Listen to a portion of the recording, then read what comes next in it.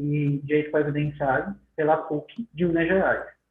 Com a palavra, a Dione Alcântara. Bem, obrigada, Léo, pela apresentação. Bom te ver, né? Bom vê-los também, Andressa, doutor Andressa, doutor Luiz Augusto. Primeiro, gostaria de externar minha gratidão pelo convite, né?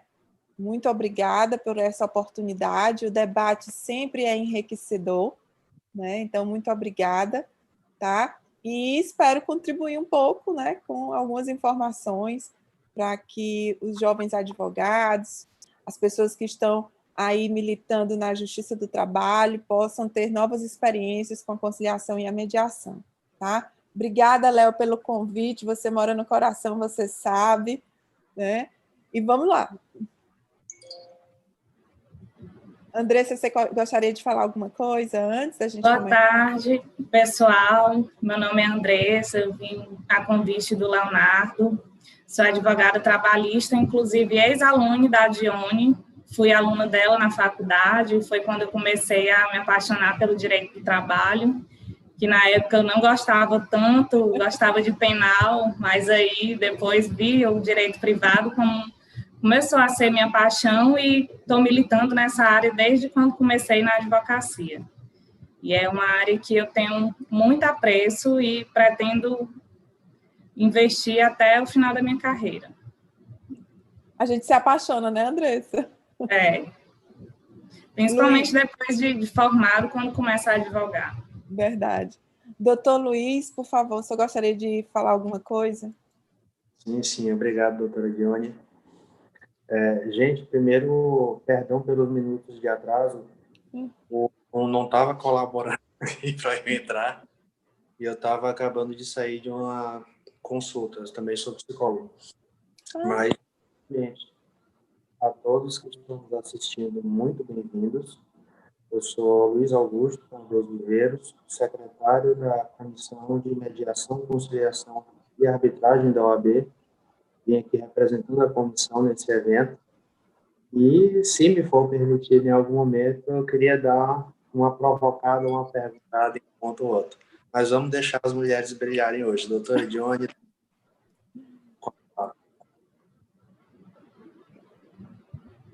Léo, pode conduzir, você que manda na gente aqui hoje. Boa tarde. Agora eu vou dar início à palestra, Acesso à Justiça e Responsabilidade Trabalhista.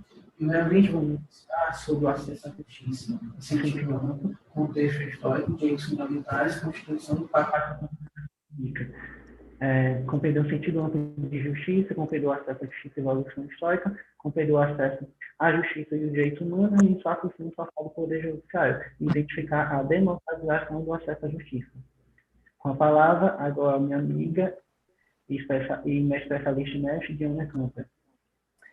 Bem, falar sobre acesso à justiça é remontar ao próprio início do direito, né, do acesso ao direito. Então, não vou me delongar muito nessa parte histórica, porque o nosso foco realmente é a conciliação e a mediação na contemporaneidade, né, nos dias atuais. Mas a ideia de acesso à justiça é a possibilidade, né, de discutir algo que esteja lesando, ameaçando um direito, né? Antes, esse acesso não tínhamos vias para isso, né? Porque ao tempo do Império, efetivamente, quem determinava o direito era o rei, mas desde que o Poder Judiciário fora criado no Brasil, existe essa possibilidade, né, do acesso à justiça. Mas acessar o judiciário, na verdade, que eu costumo dizer, porque a justiça é um valor, né? Então, o valor justiça vai depender da situação, da pretensão de cada um. Então, o acesso ao judiciário como o órgão maior para dirimir querelas, para dirimir litígios, foi possível, né? Na Justiça do Trabalho, desde o início, em 1943, na redação originária da CLT, esse acesso foi dado de forma direta, né? O jurídico ele pode propor uma ação trabalhista diretamente.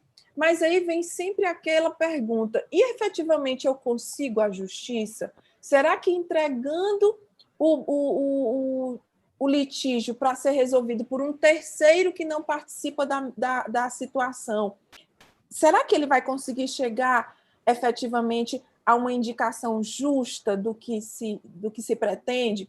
Me parece que, ao passar dos tempos, isso foi visto que nem sempre, né? E não seria o caso da justiça ser conseguida, perseguida pelos próprios interessados? E aí, efetivamente, claro que eu estou fazendo aqui um apanhado muito breve, né? Foi dada a oportunidade, nasce, então, a possibilidade, né, do acesso à justiça, mas feito pelos próprios interessados.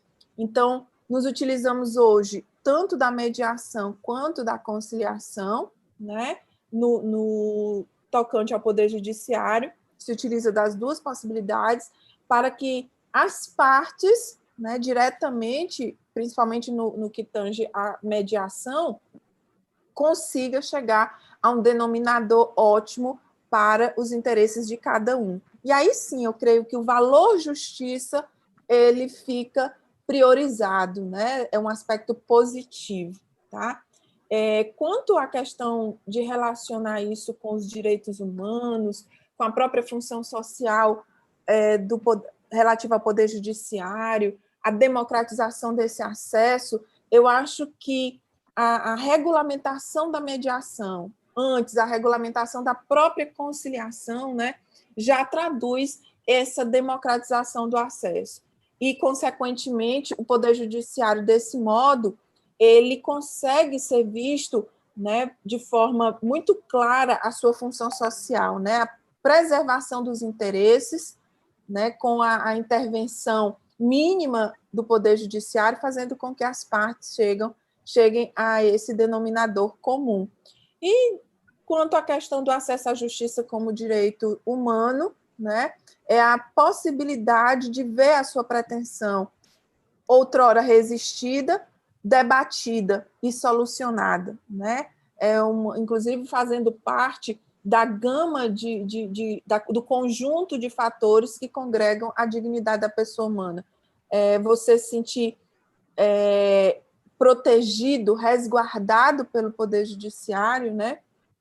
Resguardando todos os seus interesses, não deixa de estar permeando aí o princípio da dignidade da pessoa humana. Então, fazendo assim um apanhado muito breve, eu tentei ser bem ampla, viu, Léo, e os demais que estão nos assistindo agora. Era isso. Certo. E agora eu vou falar sobre um tema que foi muito abordado, foi muito, como é que se diz, abrangente agora na pandemia, adotado, que é o acordo entre patrão e empregado. No caso, foi criado pela Reforma Trabalhista de 2017, né?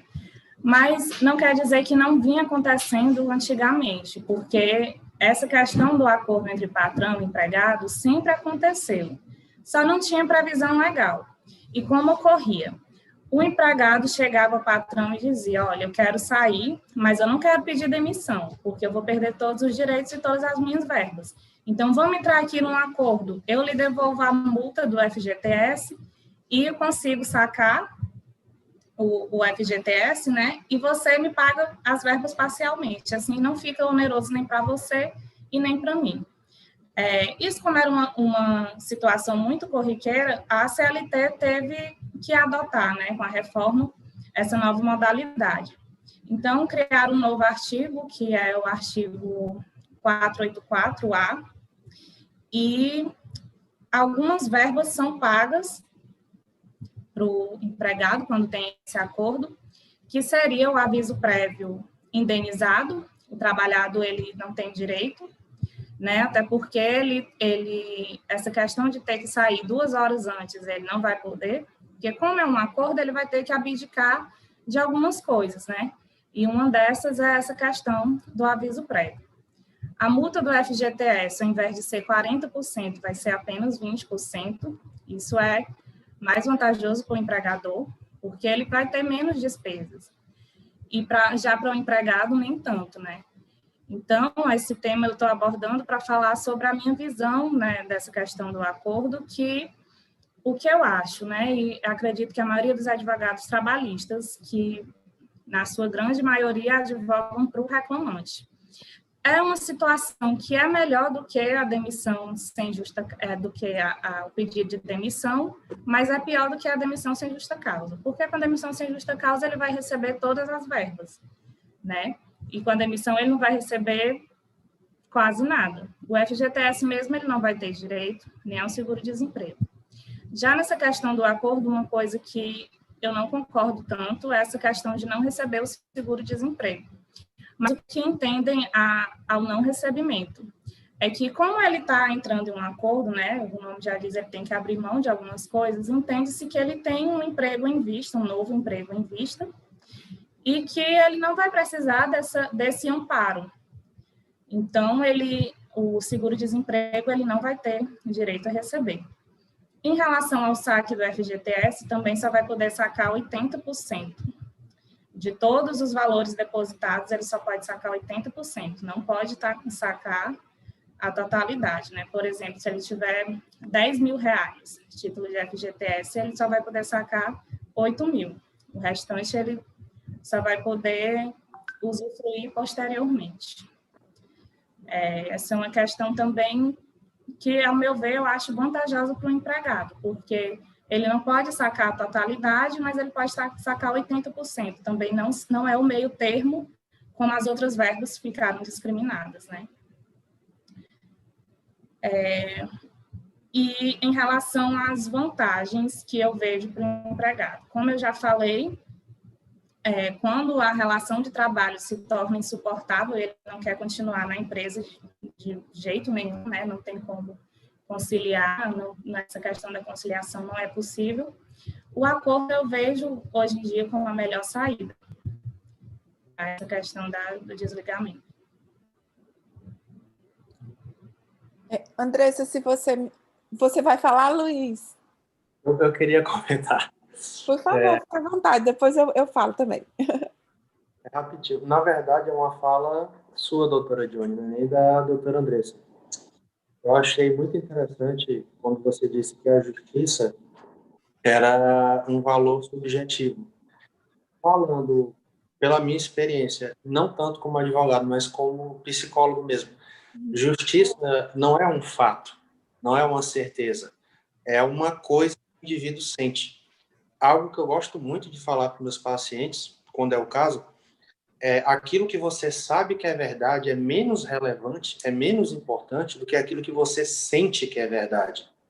Justiça não é o que está escrito na lei, não é o que está escrito e carimbado numa sentença, é algo que você sente.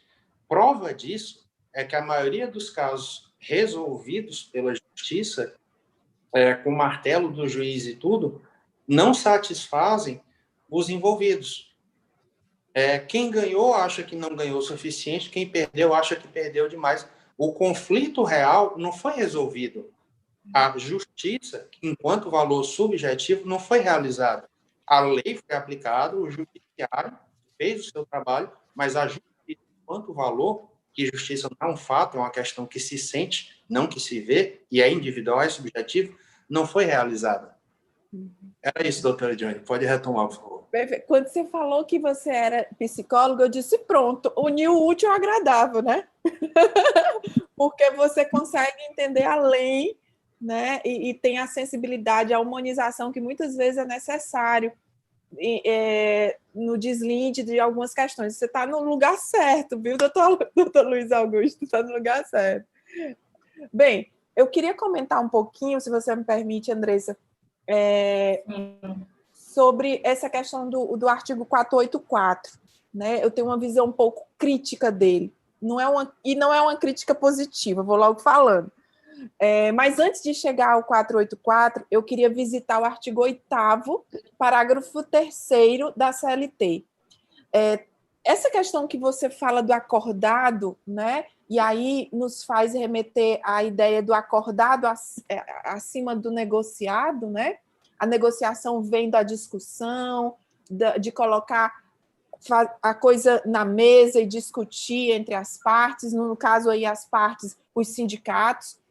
Quando se fala do acordado, o acordado, ele parece que tem maior força por conta disso, mas a gente não pode se esquecer de que nós estamos diante de uma relação de pessoas desiguais, né? Esse era o primeiro ponto. Mas antes de enveredar e mergulhar nesse ponto, como eu disse, eu queria ir lá no artigo 8º da CLT, parágrafo 3º, que tudo isso é inspirado num princípio que foi criado por meio da reforma trabalhista, a Lei 13.467 criou esse princípio, que é o princípio da intervenção mínima da autonomia, da vontade coletiva, porque a gente tem a intervenção mínima da vontade, mas aí o legislador reformista, ele disse da vontade coletiva, ou seja, o Estado tem que intervir o mínimo possível na negociação coletiva, e o Estado aí é enquanto Estado lei,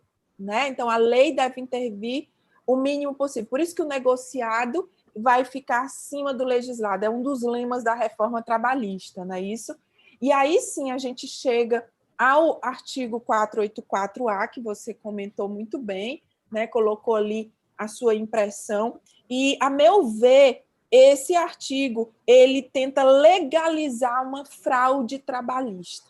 Eu sou um pouco mais crítica, sabe? Um pouco mais dura. Você foi uma lady, Andressa, no que você colocou. Colocou muito bem, né, o que está na lei, mas eu sou muito cabreira com esse artigo, não gosto dele de jeito nenhum. Você expressou também sua indignação, mas eu quero reforçar aqui. Na verdade, aquele acordo que antes era feito e que era nitidamente, né, fraudulento, porque o que acontecia? Devolve os 40% e vamos fingir que você está me dispensando sem justa causa. Aí que foi que o legislador fez? Vamos, então, legalizar isso. Agora eu lhe pergunto, se você fizer a leitura desse artigo, né, eu convido a todos que estão aí assistindo a fazer essa leitura, qual empregado chegará para o seu patrão e irá propor um acordo? Nenhum. Porque também, como é um instituto novo, muitos nem sabem que tem essa modalidade, né? Nem conhecem. E se souber, não sabe como funciona, os direitos que tem, se é só fechar, acha que é só fechar o acordo de boca, que não precisa de advogado. Isso. E aí é que começam as complicações, né? Exatamente. Eu até veria uma saída interessante para esse artigo 484, se ele fosse aplicado, sabe, Andressa, para aquele empregado hipersuficiente, aquele que ganha 2 vezes o teto do INSS. Poderia até ter algum efeito, mas como ele está posto dessa maneira, aberto a todos, não é ferramenta de acordo, gente, porque eu vou chegar no meu patrão e vou dizer, olha, eu quero fazer acordo, vamos fazer um acordo com o 484, que agora foi legalizado, tudo, eu tenho interesse. Peça suas contas que eu não vou lhe pagar nada, não, porque o patrão ainda tem que pagar 20%, né? Ele não vai querer despender nada. E a gente tem que ser realista, a gente está no tempo da pandemia, qualquer centavo que sai do caixa da empresa é muita coisa. Então, o patrão não vai querer fazer, tá? E ele vai querer o quê? O mínimo de custo possível. O empregado nunca vai conseguir propor esse acordo. E quando vir pela via do patrão, não vai ser proposição, vai ser uma imposição, como existe a imposição pela subordinação, né? Então, esse artigo, para mim, é uma fraude total, ele não tem aplicabilidade, e como você bem colocou, Andressa, ele não traz vantagem para o empregado, né? Traz apenas para o empregador. Exatamente, ele só traz nenhuma vantagem, na verdade. Ele permite que seja sacado 80% do FGTS, né, daquilo que o empregador depositou. Ele não permite o seguro-desemprego, que é algo que todo desempregado necessita. Tá? Então, assim, eu não vejo vantagens nesse artigo. A meu ver, ele reforça o convite à fraude. Porque aquele antigo acordo que eu devolvi os 40%, ele ainda continua sendo mais vantajoso. Ele ainda continua sendo mais vantajoso, apesar do grande risco, né? Então, assim, para mim, esse artigo ele é totalmente fora de aplicabilidade. Eu não vejo, como eu disse, a única saída para ele seria, efetivamente, se fosse aplicada ao hipersuficiente. E olhe lá, que eu ainda tenho minhas ressalvas quanto ao empregado hipersuficiente, né? Então, assim, era chamar a atenção que ele se baseia no princípio da intervenção mínima, na autonomia da vontade coletiva, né? No caso, deveria, no mínimo, ser amparado via sindicato, né? Para ele ter um pouquinho de força, esse acordo. Agora, se ele for feito diretamente pelo empregado, ele é um convite ao reforço da fraude que antes já existia. Tá? Essa é a minha opinião quanto ao artigo. Verdade. E só mais um ponto que eu queria mencionar, já que ele já tem aplicabilidade, eu acho que a única vantagem que teria para o empregado de fazer esse acordo seria no caso de que ele já tem uma proposta de emprego bem melhor e ele não quer pedir demissão e nem o patrão quer demitir. Então, acho que, assim, ele ganharia, né, nesse sentido. Eu vou sair desse emprego, mas tem um bem melhor, já tem a contratação imediata. Eu acho que, nesse caso, seria... situação que poderia ter cabimento, realmente. A única também que eu acho. É verdade. Perfeito. Na sequência... Uma observação. Por favor. A senhora colocou, eu gostei muito da sua colocação, é um convite à fraude, é uma facilitação ao empregador, não ao empregado. A senhora usou uma palavra que eu achei interessante. O empregado é o hipossuficiente da situação. Vamos falar fácil, vamos falar direto. O empregado é o fraco, o empregador é o forte. E, no mundo real, o fraco se impõe, aliás, o forte se impõe ao fraco. Enquanto você falava, eu fiz um paralelo com outro ramo do direito, que é o consumerista. A lei do consumidor presume o seguinte: o consumidor é o fraco na relação, havendo dubiedade de interpretação, dubiedade de aplicação, vamos privilegiar o fraco, porque ele que é o mais ignorante, o mais inocente, o mais fraco. Embora a legislação trabalhista tenha mais ou menos esse viés de defender o empregado, não é a consolidação das leis do trabalhador, é a consolidação das leis do trabalho. Embora haja um pouco esse viés do empregado ser o mais fraco na relação, isso não fica tão nitidamente claro quanto no CDC. Por exemplo, uma possível solução para diminuir ou remover essa fraude que a senhora colocou, esse risco de fraude, havendo dúvida, havendo dubiedade de interpretação da situação, presumir que houve uma coação, porque não sejamos inocentes ou ignorantes. O empregador é o forte da relação, ele vai impor, ele vai coagir. E o empregado, especialmente em tempo de pandemia, em que cada centavo conta, a tendência é abaixar a cabeça e aceitar. Porque no tempo que a gente está, ficar sem emprego, ficar sem dinheiro, ficar mais desesperado do que já se está, é complicado.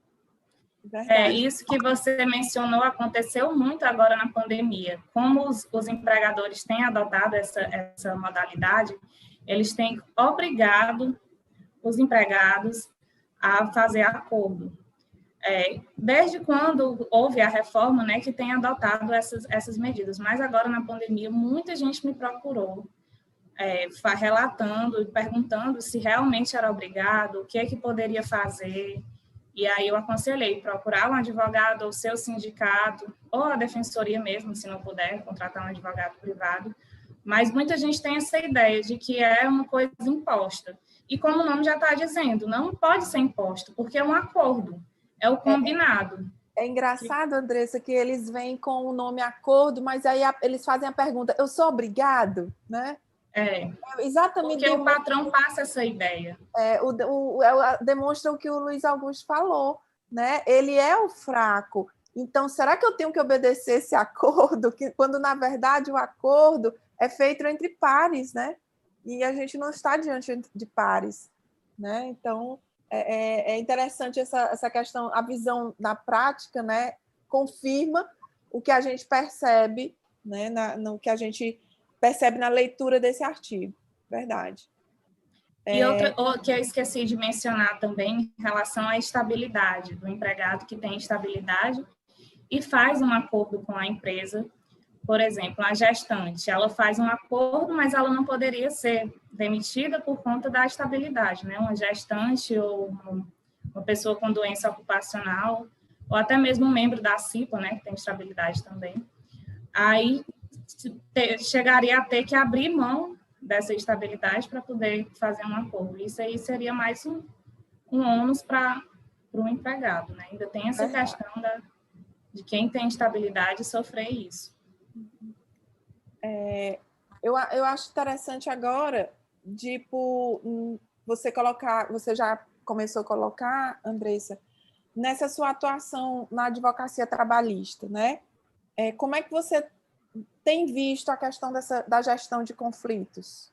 Queria que você falasse, de repente, falasse um pouco disso, e aí depois eu complemento com algo. Assim, toda empresa, antes da audiência, ela já me liga, já vem com a proposta de acordo, né? Só que o acordo proposto pela empresa não tem quase nenhuma vantagem para o empregado. Porque eles não, na experiência que eu tive, né? Eles querem tirar todas as contribuições previdenciárias, que isso é uma coisa que já vai ser resolvida com a liquidação da sentença e tudo mais. Mas eles querem deixar só as verbas mínimas possíveis na discriminação do acordo, e que eu não acho interessante. Só que, assim, muitas vezes o empregado é tão pressionado, ou agora na pandemia ele está precisando tanto dessa quantia ofertada no acordo, que ele acaba aceitando. Mesmo a gente dizendo, olha, não vai ser bom para você, você tem direito a bem mais, é melhor esperar, porque a Justiça do Trabalho não é a mais célere, né, de todas. Então, assim, dá para resolver rápido, mas é uma coisa que está desempregado, está passando por uma situação excepcional, né, como todo mundo, nesse ano de 2020. E, assim, acho que todos os processos que eu tive esse ano na militância trabalhista, acho que 90% foi acordo. Os clientes que não aceitaram foi porque foram processos que precisavam de perícia e provas mais robustas, né? E aí chegou as perícias serem favoráveis, e aí acabou que deu uma esperança a mais, né? Eu aconselhei, olha, ganhamos, já dá aquela ideia de ganhamos no primeiro grau, né? Não causa ganha. E aí já dei aquela esperança para continuar e até o fim, até a execução. O TRT da 22ª Região, né, ele recentemente até ganhou um prêmio, que é o TRT aqui nosso do Piauí. Ele ganhou um prêmio de o TRT mais celery, né, mais produtivo do Brasil.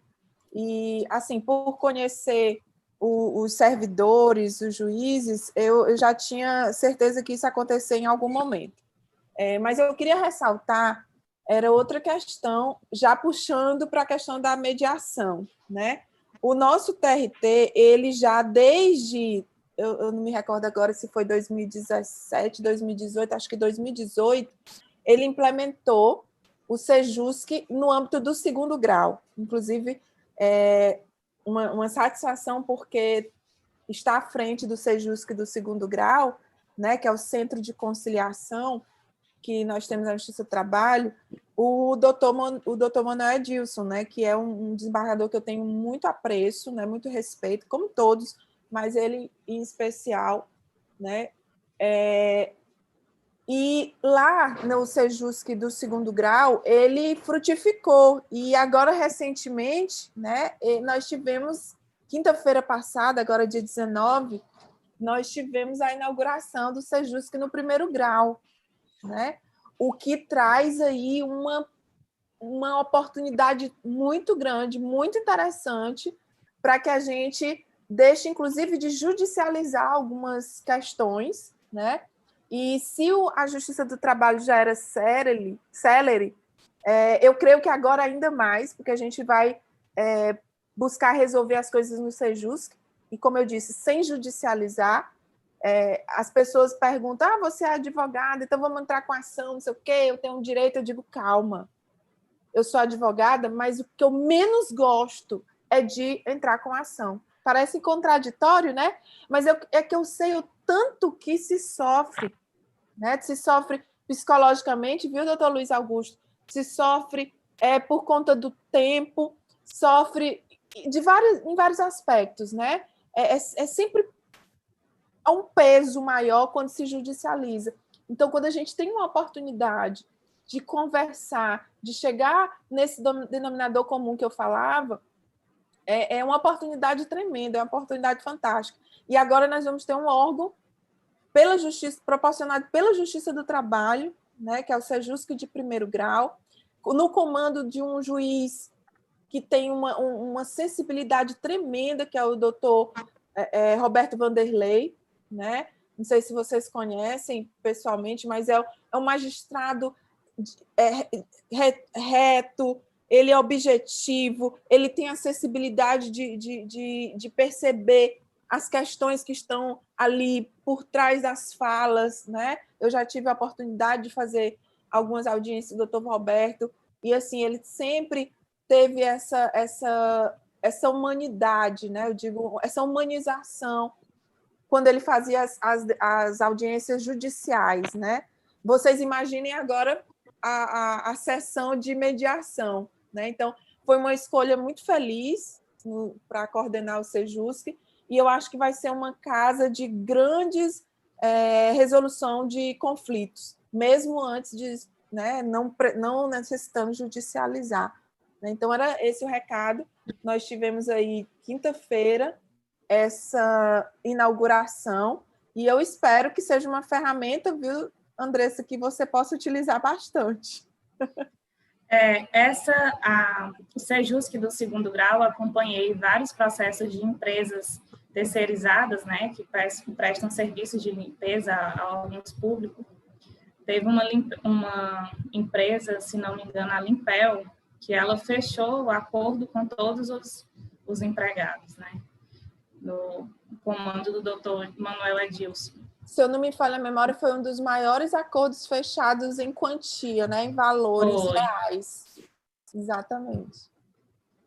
Eu acho que passou de 1 milhão, né? Se não me falha a memória, passou de 1 milhão o acordo.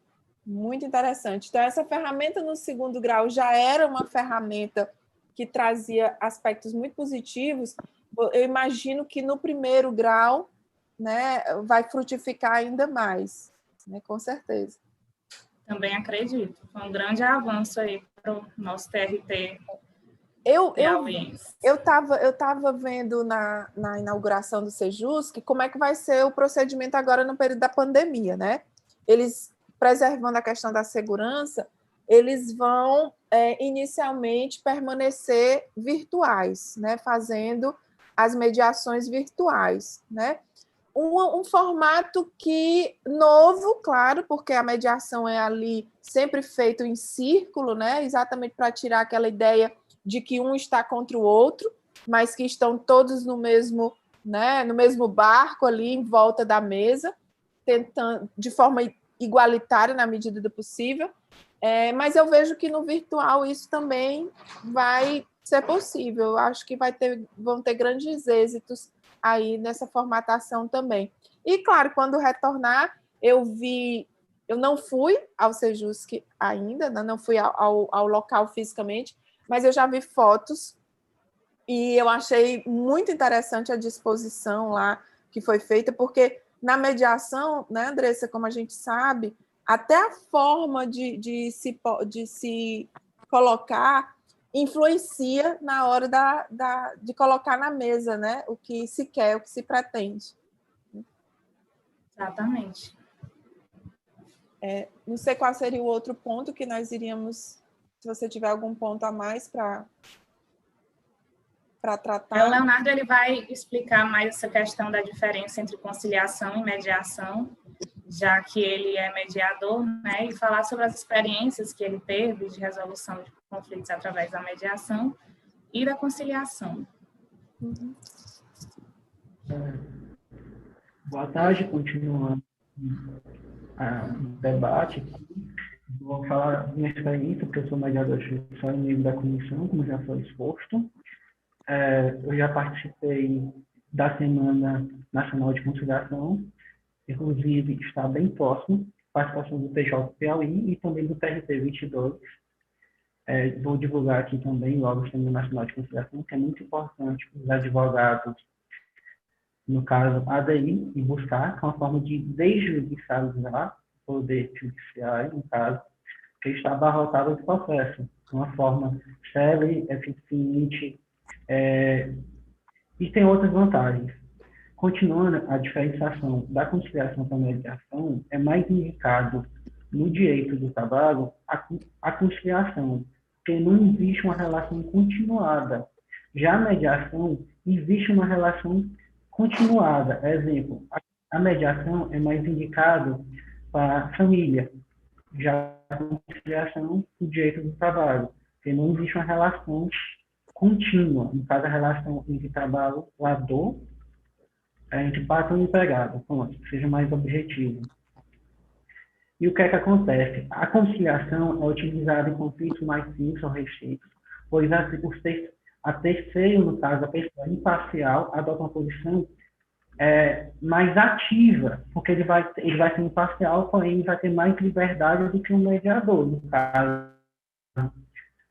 Já a mediação é um método alternativo de solução de conflitos, onde busca solucionar litígio, onde o mediador e a próxima parte fazendo perguntas, pessoal. Então, vale ressaltar que existem dois tipos, no caso de mediação, que vai ser a mediação extrajudicial e a mediação judicial. No caso, estamos falando do acordo trabalhista, no caso, judicial, que ocorre no TRT 22.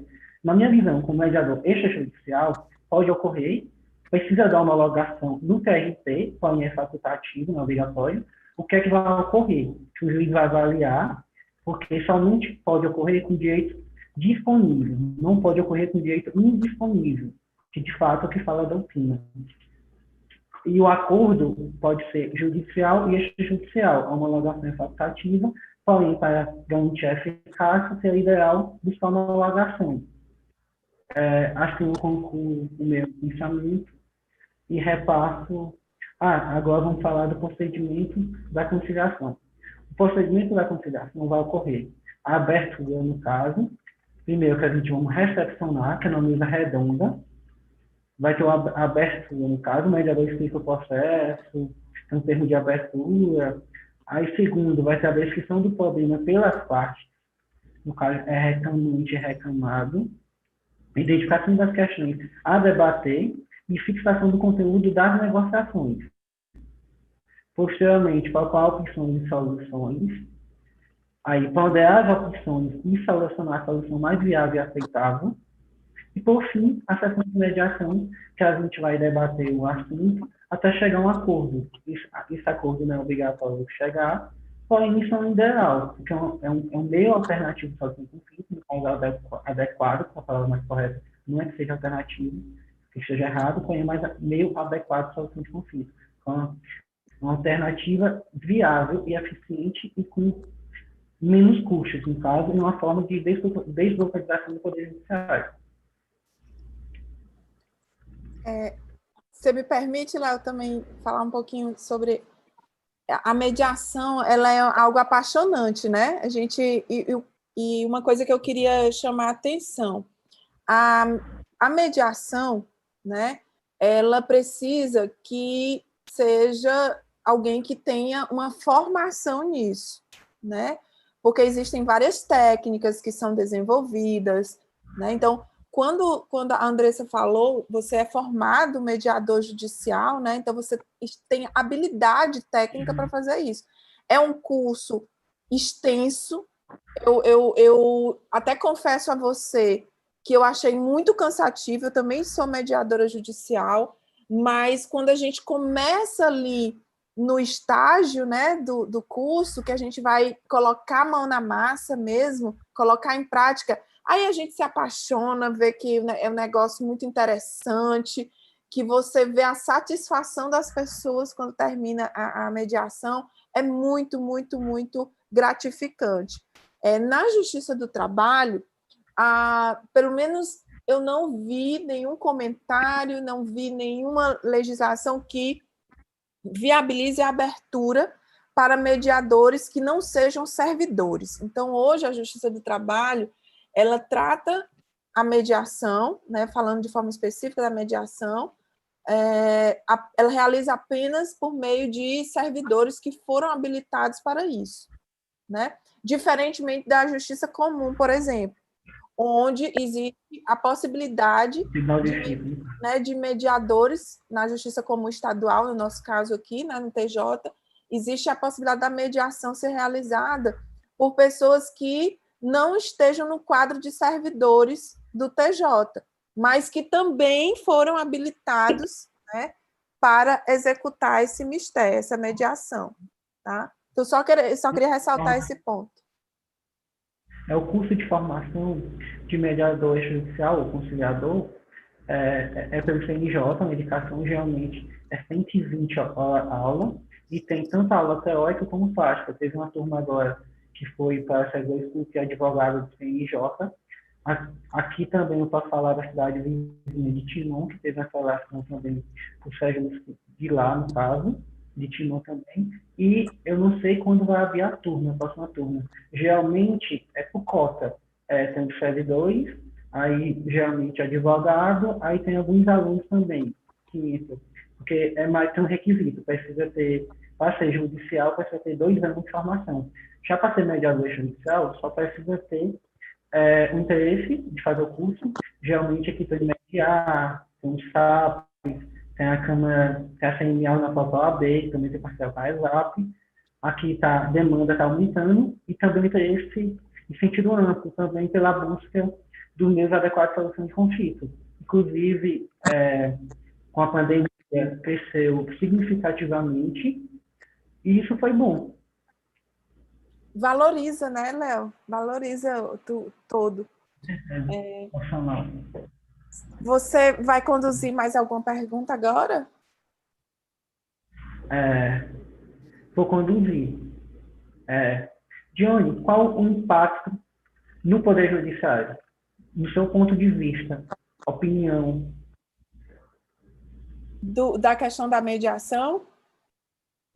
No sentido, assim, ao todo, sobre o acesso à justiça, do meio adequado de conflito, da mediação, da conciliação. É um aspecto muito positivo, sabe, Léo, que eu vejo, principalmente quanto à mediação, porque na conciliação nós ainda temos ali o terceiro que está tentando realizar a conciliação, no caso, que pode ser inclusive o próprio juiz, né? Ele já faz isso naturalmente, mas às vezes alguns juízes fazem de forma tão incisiva que parece que eles estão determinando que aquela conciliação seja realizada. Não sei se vocês já tiveram essa impressão nas audiências. Às vezes o juiz ele é tão persistente, vamos dizer assim, em fazer conciliação, que parece que ele está determinando que a gente aceite, né? Sem falar que o juiz ele tem aquele ar de autoridade, né, de comando. Já a mediação eu acho mais democrática, porque efetivamente não existe uma intervenção jurídica, mas apenas por isso que eu disse, viu, doutor Luiz, que você está no local correto, porque quando você concilia essa visão de psicólogo com a visão do direito, eu acho que une muito bem para exercer essa função na mediação, porque nós vamos ser facilitadores para que as partes entrem em um consenso. Nós não vamos impor nada, nós vamos apenas ser facilitadores desse caminho. Então, a meu ver, primeiro, é positivo no geral, né? É um acesso à justiça, mas a justiça, aí sim eu digo que a justiça real, enquanto valor subjetivo, já que as partes as próprias partes vão encontrar a solução para os seus problemas, né? Então, eu só vejo a questão de ser próspero, né? De ser positivo, e sendo proposto pelo próprio Poder Judiciário, não é nem proposto, a palavra é viabilizado pelo próprio Poder Judiciário, traz também uma credibilidade, né, à mediação. Porque muita gente, no início, não sei se não vai dar certo, né? Se as partes já estão brigando aqui, vão brigar muito mais. Mas a minha experiência, eu realizo mediação na prática, a minha experiência é mais positiva do que negativa. Eu acho que das mediações que eu fiz, e já foram algumas, eu tenho mais prosperado em ajudar as pessoas a encontrarem solução do que efetivamente não ter tido êxito, né? Então, eu acho que só tem ponto positivo a ressaltar, sabe, Léo? Agora, claro... É porque a gente tem feito ainda da sociedade, também do jurista, do doutrinador, ainda com os meios adequados de solução de conflito. Porque começa pela negociação, posteriormente vai a conciliação, a mediação e a arbitragem. Porque um é autocompositivo, no caso, o state meu, e a arbitragem é heterocompositivo, é como uma forma de um juiz, no caso, que vai decidir, no caso, são meios adequados de solução de conflito. Ainda tem a justiça multiposta, tem o direito sistêmico, tem várias formas de resolver constelação também, de resolver conflitos. Eu acho que não vai entrar aqui, porque aqui é sempre um assunto principal, que a gente não pode fugir. Mas, assim, já está ocorrendo uma mudança de paradigma também, inclusive aqui no Estado, eu já noto. A OAB também já apoia bastante o Tribunal de Justiça, no PMEC, o FEJUST, também o TRT, inclusive, é um dos mais sérios do país, é eficiente também, tem de elogiar, tem de reconhecer que é muito eficiente, e está mudando, concordo com essa. A mediação, a gente se sente mais à vontade, até as partes, no caso, porque como ela falou, tem juiz que não é que quer obrigar, mas ele impõe, por causa também do poder dele, daquela função que ele está. Já é histórico, o juiz tem, desde o período colonial, tem uma prerrogativa, benefício, a visão na sociedade, julga como Deus, isso vai falar entre aspas, não vai entrar no caso. Concordo totalmente com essa visão. Outra questão... Diga, pode dizer. Depois eu... É bem simples. A justiça brasileira é igual para todos. Quem quiser responder com o seu ponto de vista, eu deixo para os colegas essa. Posso responder também. No meu ponto de vista, eu posso responder. Que eu recebi aqui no chat, eu posso responder. É o seguinte. No meu ponto de vista, o brasileiro é igual, como a senhora falou. Existe distinção entre classe social e vários obstáculos, no caso, que vai ser o obstáculo econômico, sociocultural e psicológico, que, no caso, o Luiz vai entender. O obstáculo psicológico e o obstáculo organizacional. Então, com esses 4 tipos de obstáculos, que é muito comum, vai dificultar o acesso à justiça também. E o que é que pode ocorrer? Para ocorrer a efetividade do acesso à justiça, tem a Defensoria Pública, que é gratuita, tem o juiz post-leng, que é a busca que eu vou tentar resolver na justiça. Eu acho que no Brasil é pouco usual. E também pode ocorrer também com a justiça itinerante, que está cada vez ganhando força, notoriedade nacional. Inclusive, eu tive a honra de participar com a senhora na Uninova FAP, em 2016. Da especial da Nova FAP, ela também participou juntamente. Eu era aluno, acho que no 5º período. Tem alguns amigos meus aqui assistindo também da Uninova FAP. A Andresa também se formou pela Nova FAP. E eu agradeço pela sua participação também. E a justiça itinerante é um modo de levar a justiça às pessoas menos favorecidas na sociedade. No caso, e a Defensoria Pública entra no caso do hipossuficiente, no caso que a CLT também tabela, inclusive, o tema do meu TCC, que a senhora foi orientadora, o acesso à justiça do hipossuficiente. Eu estou me sentindo muito à vontade de debater sobre esse assunto, porque é um assunto em voga. E com a pandemia, o acesso à justiça, eu como escolhi a mediação, minha área de atuação, me sinto cada vez mais, como é que a gente fala, prestigiado, porque está sendo aceito na sociedade.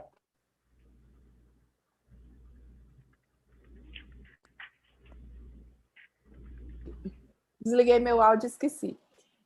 Eu vou voltar um pouquinho no que a gente estava falando sobre a questão do Sejusc, né, dos acordos, porque muita gente ainda desconfia se esse acordo vai ter validade ou não, né?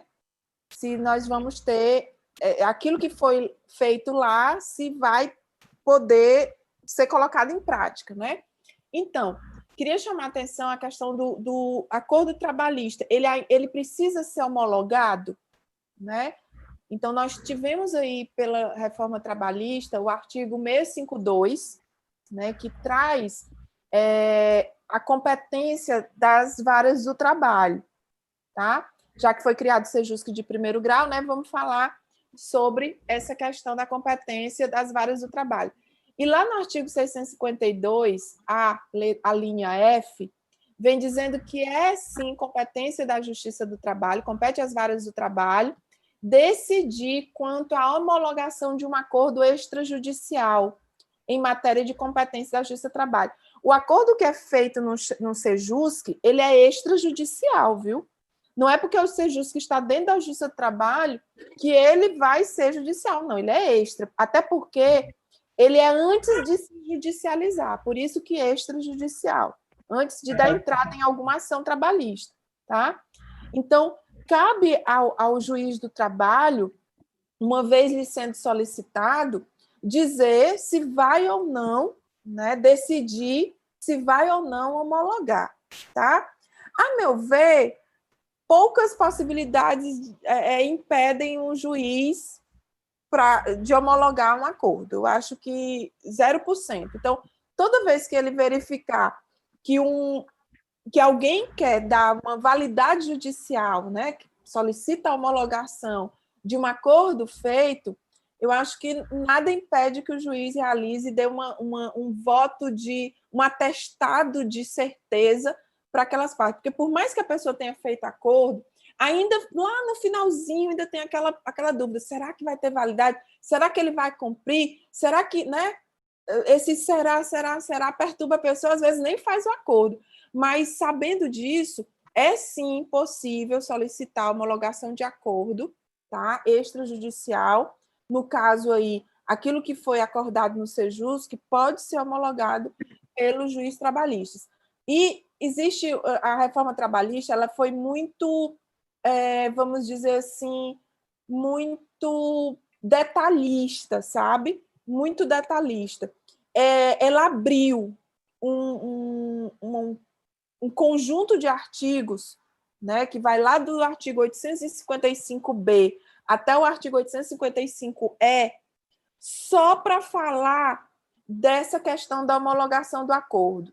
Então, assim, é muito interessante, é uma ferramenta que os advogados podem se utilizar, né, para dar, inclusive, celeridade ao que as pretensões dos seus clientes, tá? Então, nós temos aí o artigo 855B abrindo o capítulo que fala na CLT dos processos de jurisdição voluntária para a homologação de acordo extrajudicial. Então, pode ser solicitado, né, por meio de uma petição, a homologação desse acordo. Agora, é importante que antes da feitura do acordo, né, como a Andressa bem disse, sempre é interessante estar com o advogado acompanhando. Por quê? Porque o advogado, sabendo dos requisitos do artigo 855, vai verificar se aquele acordo está nos moldes, né, para ser aceito para homologação. Então, o artigo 855B e seguintes traz todas as questões relativas à homologação desse acordo, como solicitar isso judicialmente, né? Então, é até mastigadinho, vamos dizer assim, é como se fosse uma cartilha, como dar entrada num pedido de homologação de acordo, tá lá, artigo 855 e seguintes da CLT. E aí, é importante perceber que isso é possível, isso é viável, e traz ainda mais segurança, né, para o cliente.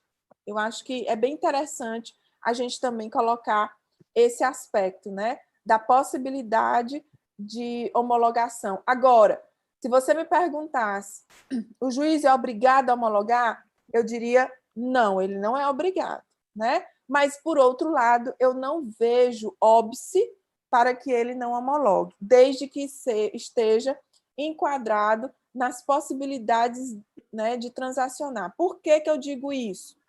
Porque alguns direitos trabalhistas, como o Leonardo até já mencionou aí na fala dele, são indisponíveis, né? Então, alguns direitos não são passíveis de serem negociados, tá bom? Então, aí sim seria 1% de possibilidade do juiz não homologar. Então, é sempre interessante ter um advogado, né, auxiliando neste acordo e que esse acordo possa lhe trazer uma segurança, solicitar a homologação dele. Era esse aspecto que eu queria levantar. Não sei se alguém quer fazer alguma complementação. Doutor Luiz Augusto. Gente, não, na verdade, não para complementar, a senhora falou divinamente bem. Eu queria, infelizmente, me despedir aqui da mesa e também me despedir dos nossos espectadores. Infelizmente, eu vou ter que atender um paciente daqui a pouco, mas eu quero deixar meu carinho, minha participação, fico à disposição para eventos futuros, para esclarecer dúvidas que, porventura, ficarem. Desejo a todos uma boa palestra e aproveitem que a conversa está muito boa. Obrigado. Obrigada pela sua presença. Léo, eu acho que a gente já estamos aí quase 1 hora, né, de conversa sobre mediação e conciliação. Já abordamos uma série de questões, né? Eu acho que a gente já podia também nos encaminharmos à finalização, porque acho que fica também um pouco cansativo. E chamar a atenção de você de uma coisa. Eu queria, de repente, numa outra oportunidade, você falou na constelação, né? A mediação via constelação. Essa mediação ela começou por um juiz na Bahia, né? E é muito interessante de ser aplicada. Aqui em Teresina, nós ainda não temos, né, a mediação feita por via de constelação, mas é uma ferramenta também que eu acho que o judiciário logo, né, vai aplicar, vai ser difundido e logo nós estaremos utilizando. Então, de repente, uma outra oportunidade só para a gente falar sobre, né, essa questão da mediação por constelação. Muito interessante. Aqui no Piauí já existem algumas pessoas aptas a ser constelador. Aqui em Teresina, inclusive mas no âmbito judicial? No caso, no eixo, no caso. Porque eu conheço pessoas que fazem constelação, mas em outros aspectos da vida humana, né? Já no estado vizinho aqui, no MA, Maranhão, já no TJ lá já existe, se eu não me engano. Aqui não, ainda não. E também tem o direito sistêmico, inclusive, tenho de agradecer a participação da Betinha, que é a presidente, também deu bastante apoio, além da nossa presidente da comissão de mediação de conflitos, a doutora Sara Fonseca, e agradecer aos membros da diretoria também, porque não é só em si a mediação, a conciliação de meio adequado para os conflitos. Tem a constelação, tem a justiça multiportas, tem a advocacia 5.0, que é bastante usada em São Paulo, a advocacia 5.0. Inclusive, eu tive a honra de participar pelo IMEDIAR de uma palestra, inclusive, que participou a presidente da Comissão Santa Catarina, que é referência, tem a Dulce Nascimento, tem várias pessoas que já é referência. Inclusive, aqui no estado tem a Marcela Leal, tem o Alexandre Mendes, e várias pessoas também, tem a Luciane Machado, presidente do Mediar, tem várias pessoas bastante na área da mediação. Da constelação eu não vejo, eu vejo do direito sistêmico e da mediação em si. É bem interessante, é um momento de outra conversa, então, já tem muita coisa para conversar, né? E chamar essas pessoas. Eu queria falar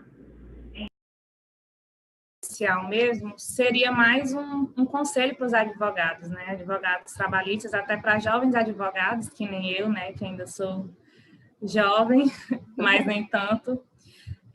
Muitos clientes me perguntam qual o momento certo de fazer acordo quando já está judicializado, né? No caso, tirando essa parte de extrajudicial, de sejusc, de mediação, na verdade, não existe um momento certo, né? O acordo pode ser feito até na execução.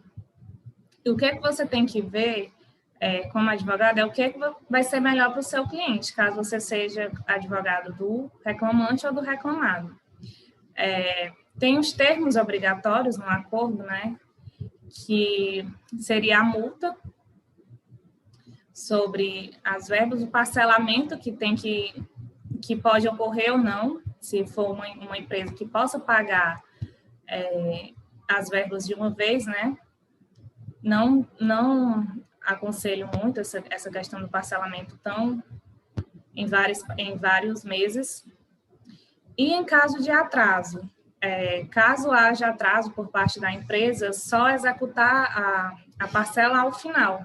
Porque, por exemplo, a empresa pode atrasar todas as parcelas, paga a primeira certinho, mas a partir da segunda começa a atrasar. E aí, caso você execute logo, corre o risco de nem receber, porque já vai para uma execução, né, já é uma coisa mais dispendiosa. Então, é melhor acumular e deixar tudo para o final, executar, o final do acordo, para executar essa questão que a multa tem que ser paga em dobro. Esse é um conselho que eu queria dar aí aos amigos trabalhistas, que é acho que é o maior, em relação ao acordo, acho que é o maior impasse que os advogados vêm não querer fazer, em caso de atraso, né? Então, queria dar aí esse conselho. Perfeito. Na prática, isso é muito bom. Perfeito. Bem, já que a gente está se encaminhando para o final, mais uma vez eu gostaria de agradecer imensamente, viu, Léo, de você ter lembrado do meu nome para a gente conversar. Você sabe que eu adoro ficar nessa troca de ideias, né? Muito obrigada. Bom demais revê-los, né? E espero que nosso debate aqui tenha deixado algo de proveitoso para aqueles que estão assistindo, tá? Me coloco à disposição também, certo? Nas redes sociais, Dione Alcântara, no Insta, Dione Cardoso no Facebook. Então, me coloco à disposição. Quem quiser fazer alguma, né, tirar alguma dúvida, alguma coisa, estou à disposição, tá? Obrigada, né? E até uma próxima. Obrigada, gente, também. Também me coloco à disposição para tirar eventuais dúvidas, caso eu saiba, né? Meu Instagram é Andressa Melo M, Instagram profissional. Não utilizo o Facebook, mas no Instagram tudo dá para resolver por lá. Obrigada pela participação de todos. Muito obrigado. Tchau, tchau, então. Tchau, gente. Boa tarde. Boa tarde a todos. A todos. Tudo de bom para vocês. Obrigada, um prazer revê-los. Prazer. Tchau, tchau. Até a próxima. Até. Muito obrigado pela atenção.